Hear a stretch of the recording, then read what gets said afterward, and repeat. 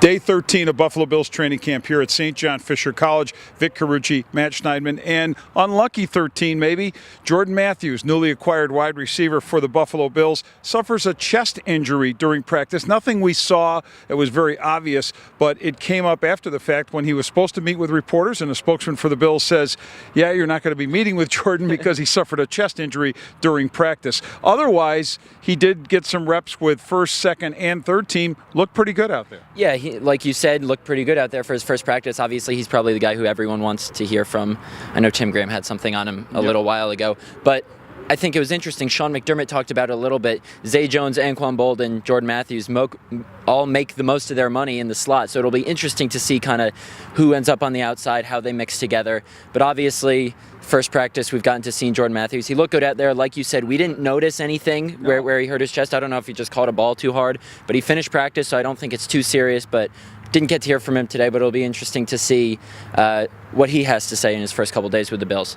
E.J. Gaines, the other newly acquired Buffalo Bill coming over from the L.A. Rams in part of the trade, of course, that sent Sammy Watkins to the L.A. Rams.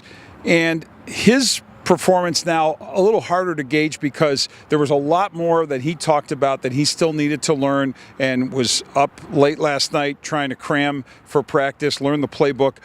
Saw mostly his second and third team reps. I think the second group primarily.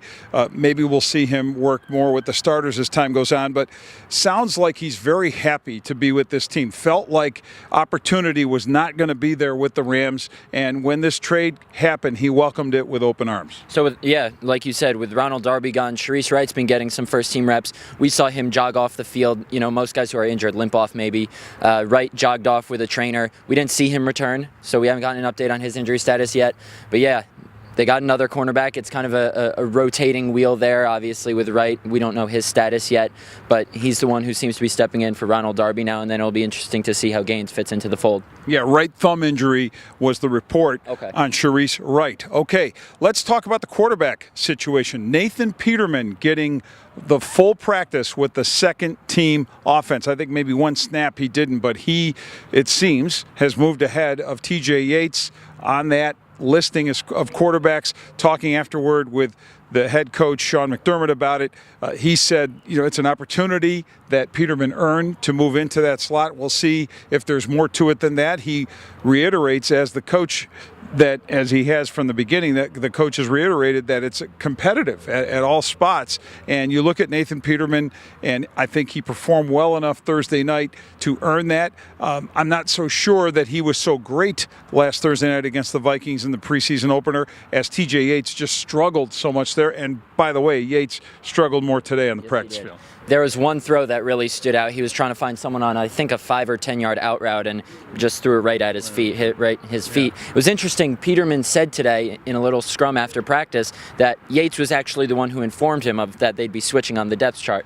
So obviously it doesn't seem any bad blood there, but like you said, Peterman had the nice touchdown pass on Thursday night. So yeah, he's playing on the depth chart his number 2 for now. It'll be interesting to see if that stays the same.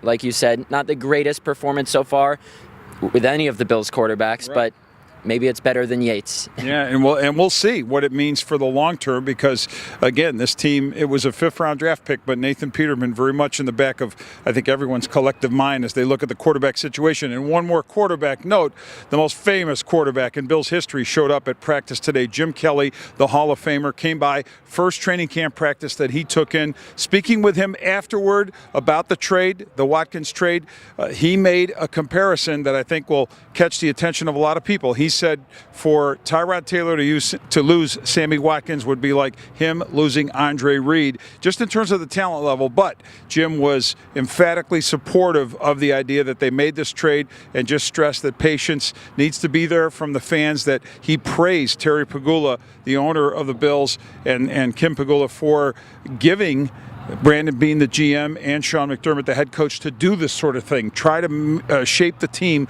the way they want to shape it, with that future in mind. Again, picking up those extra draft picks. Okay, so for Matt Schneidman, for Vic Carucci, for Jim McCoy, doing a great job as always. Want to urge you to check back for much, much more of our written content, our photos, our galleries, our videos at BuffaloNews.com.